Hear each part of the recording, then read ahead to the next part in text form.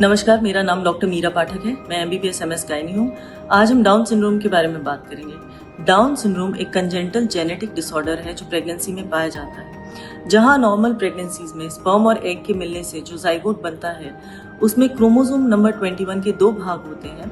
वहीं कुछ प्रेगनेंसीज में रिस्क फैक्टर्स होने की वजह से स्पर्म और एग के मिलने से जो जाइगोट बनता है उसमें वही क्रोमोसोम 21 के 3 भाग होते हैं। क्योंकि उस जाइगोट में एक्स्ट्रा जेनेटिक मटेरियल है, इसलिए बच्चों में कुछ चेंजेस आ जाते हैं। ऐसे बच्चे मेंटली थोड़ा सा उनकी ग्रोथ, उनकी डेवलपमेंट नॉर्मल बच्चों से कम होती है। दूसरा, उनके जो फेसेस होते हैं वो गोल होते हैं। उनकी आंखों के जो एपिकेंथिक फोल्ड्स होते हैं वो डाउनवर्ड स्लैंटिंग होते हैं। ईयर्स लो सेट होती हैं, माउथ छोटे होते हैं, टंग लंबी होती है और हाथों पे जो क्रीज होते हैं वो सिंगल क्रीजेस होते हैं। ऐसे बच्चों को आगे चल के heart disease, hearing defects, visual defects होने की संभावना बढ़ जाती है।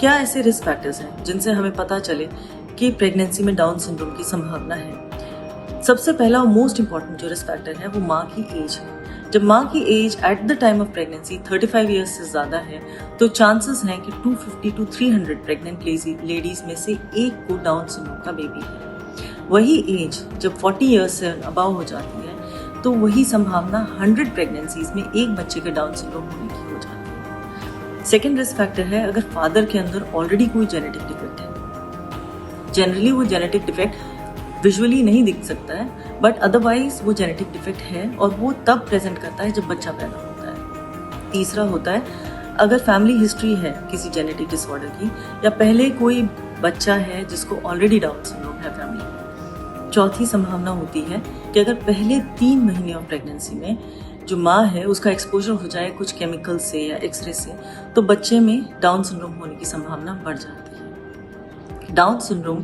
को डिटेक्ट करना ड्यूरिंग प्रेगनेंसी इजी है। पहला है कि कुछ लोग जो अपना आर्टिफिशियल रिप्रोडक्टिव टेक्निक्स यूज करते हैं, इन विट्रो फर्टिलाइजेशन यूज करते हैं, वो जा सकते हैं प्री इम्प्लांटेशन जेनेटिक डायग्नोसिस के लिए कि जो एम्ब्रियो बनता है उसको पहले जेनेटिकली टेस्ट करा लें कि क्या इसमें कोई जेनेटिक एबनॉर्मेलिटी तो नहीं और फिर इम्प्लांट कराएं। और जो नॉर्मल प्रेगनेंसीज के लिए, नॉर्मल कंसेप्शन वाले हैं प्रेगनेंसीज हैं, उनके लिए जो है फर्स्ट है कि 11 से 12 हफ्ते प्रेगनेंसी के उस पर एक अल्ट्रासाउंड किया जाता है जिसे न्यूक्ल ट्रांसलूसेंसी स्कैन कहते हैं। तो न्यूक्ल ट्रांसलूसेंसी स्कैन कराया जाए। Generally nuchal translucency scan combine किया जाता है विद अ ब्लड टेस्ट जिसको डबल मार्कर टेस्ट कहा जाता है। दूसरी जो चीज़ की जा सकती है उसे कहते हैं non invasive prenatal techniques. Non invasive prenatal techniques माँ के ब्लड के अंदर जो फीटल DNA घूम रहा होता है या सर्कुलेट हो रहा होता है उसको टेस्ट करता है कि क्या उसमें कोई जेनेटिक एबनॉर्मेलिटी है। तीसरा टेस्ट 15 से 20 हफ्ते ऑफ प्रेगनेंसी में किया जाता है जिसे कहते हैं क्वाड्रुपल मार्कर टेस्ट। और फोर्थ टेस्ट इन्वेसिव टेस्ट है। जनरली अगर न्यूक्ल ट्रांसलूसेंसी टेस्ट पॉजिटिव आती है या कोई ब्लड मार्कर्स के अंदर एबनॉर्मेलिटी आती है, रिस्क असेसमेंट स्कैन में पॉजिटिव आता है, तो ऐसों में इन्वेसिव टेस्ट किए जाते हैं जैसे एम्नियोसेंटेसिस या कोरियोसेंटेसिस।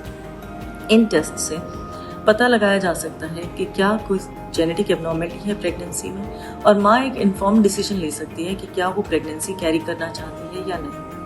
जनरली डाउन सिंड्रोम के बच्चों को अगर प्यार, सपोर्ट, केयर मिले तो फिर बाद में ये बच्चे अच्छे से डेवलप होते हैं।